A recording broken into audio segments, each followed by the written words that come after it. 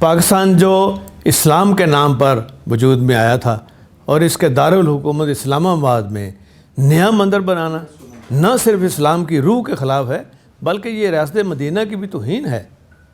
فتح مکہ کے موقع پر خاتم النبیین حضرت سیدنا محمد صلی اللہ علیہ وسلم نے حضرت علی رضی اللہ تعالیٰ عنہ کے ساتھ بیت اللہ شریف میں موجود 360 بتوں کو توڑا تھا اور ساتھ یہ بھی فرمایا تھا کہ حق آیا اور باطل مٹ گیا، بے شک باطل مٹنے ہی والا تھا۔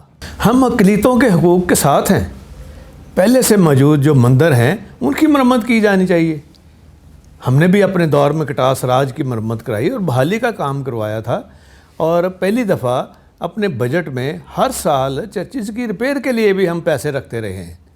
میں مندر بنانے کے خلاف نہیں ہوں۔ جہاں ہندو برادری کی آبادی زیادہ ہو وہاں مندر بننا چاہیے۔